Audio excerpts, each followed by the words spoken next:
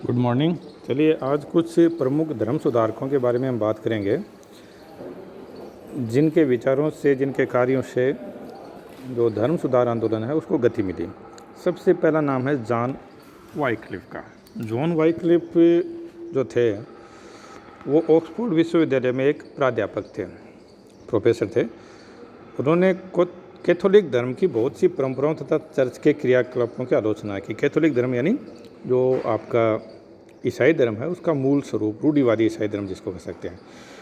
उसने John Wycliffe ने कहा कि पोप पृथ्वी पर ईश्वर का प्रतिनिधि नहीं है तथा भ्रष्ट और विवेकहीन पादरियों द्वारा किए जाने वाले धार्मिक उपदेशों व्यर्थ है। उसने कहा कि न तो पोप यहाँ ईश्वर का प्रतिनिधि है, और उन्होंने कहा कि ये जो भ्रष्ट और विवेकहीन पादरी हैं वो जो धार्मिक उपदेश देते हैं वो व्यर्थ है, क्योंकि वो खुद उनका पालन नहीं कर रहे हैं। उसका कहना था कि प्रत्येक ईसाई को बाइबल के सिद्धांत के अनुसार काम करना चाहिए और इसके लिए चर्च या पादरियों के मार्गदर्शन की कोई आवश्यकता नहीं है। वाइक्लिफ ने इस बात की वकालत की कि आम लोगों को इस बात का ज्ञान होना चाहिए कि धर्म ग्रंथों में लिखा क्या है। तो जो सबसे बड़ी बात ये थी कि कैथोलिक चर्च की जो भाषा थी वो थी लैटिन, जिसको आम लोग समझ नहीं पाते थे, क्लासिकल लैंग्वेज थी। तो उसने जो जन भाषाएँ थी उनमें धर्म ग्रंथों के अनुवाद का उसने पक्ष लिया। उसके विचार निसंदेह क्रांतिकारी किस्म के थे, लेकिन धर्म से उसको इस तरह का, जिसे हम कह सकते हैं कि धर्म की आलोचना उनको महंगी पड़ी। उस पर धर्मद्रोह का आरोप लगाया गया, परंतु उसके खिलाफ कोई खास कड़ी कार्रवाई नहीं की गई। और उसके बाद उसको विश्वविद्यालय के प्रोफेसर के पद से भी हटा दिया गया। और 1384 में जब उसकी मृत्यु हो गई तो पादरियों ने उसके मर्द शरीर को कब्रिस्तान से निकाल कर फेंकवा दिया। और अपने इन्हीं विचारों के कारण जॉन वाइक्लिफ को the morning star of reformation कहा गया है। उसके जो अनुयायी थे उनको लॉलार्डर्स कहा जाता था। चर्च ने उन पर घोर अत्याचार किए, कईयों को जिंदा जला दिया, लेकिन फिर भी उसका आंदोलन चलता रहा। उसके बाद अगला जो महत्वपूर्ण धर्म सुधारक था वो है जॉन हस।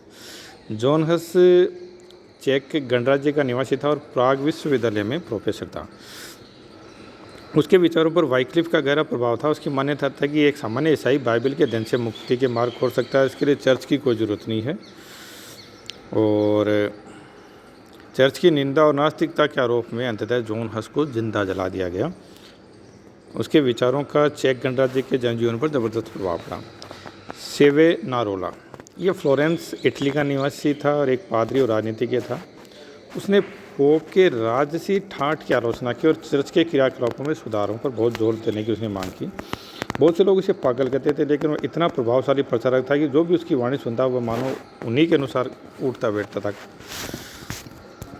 और जब पोप अलेक्जेंडर छठे ने उसको अपने सामने बुलाया और स्पष्टीकरण के लिए और चर्च की निंदा करने के आरोप में उसको जिंदा जला दिया गया, लेकिन इससे भी लोगों को शांति नहीं मिली। तब नाराज़ होकर उसके शव को ले जाकर राख जला दिया और उसके शव की जो राख थी उसको ले जाकर नदी के जल में फेंक दिया। इरेसम्स ये एक और महत्वपूर्ण धर्म सुधारक था। हॉलैंडवासी इरेसम्स विचारों की गहनता और सुंदर लेखन शैली के कारण पूरे यूरोप में विख्यात था। मार्टिन लूथर जो सबसे महत्वपूर्ण धर्म सुधारक था, उससे पहले उसने 1511 में अपनी प्रसिद्ध पुस्तक लिखी द फ्रेज ऑफ फोली, मूर्खत्व की प्रशंसा।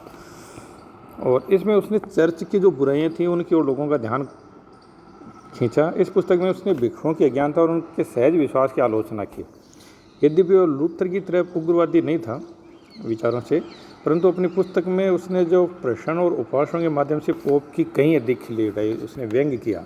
इरेसम ने ईसाई धर्म के मूल सिद्धांतों के प्रचार हेतु न्यू टेस्टामेंट का 1516 में नया संस्करण भी निकाला और बताया कि धर्म की उत्पत्ति की व्याख्या उसने इसमें की। तो देखिए, ये जो हम लोगों ने देखा, जॉन वाइक्लिफ हो, जॉन हस हो, सेवेनारोला हो, इरेसम्स हो, ये सब लोग जो प्रारंभिक धर्म सुधारक थे, इन्होंने धर्म में व्याप्त बुराइयों की ओर लोगों का ध्यान आकर्षित किया। चर्च की जो कमियां थी उनकी ओर लोगों का ध्यान आकर्षित किया।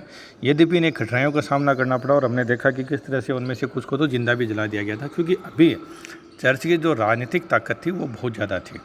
तो इन लोगों को, जिसे कहें कि आलोचना करना, चर्च की आलोचना करना या धर्म की आलोचना करना काफ़ी महंगा साबित हुआ इनके लिए, लेकिन फिर भी इन्होंने अपने विचारों से, अपने कार्यों से आम लोगों के मन में चर्च की जो कमियां थी, धर्म की जो कमियां थी, उनके विरुद्ध एक शंका का जन्म जरूर इनकी वजह से हुआ। चलिए आप इस जो PDF मैं आपको भेज रहा हूँ उसका अध्ययन करें। धन्यवाद।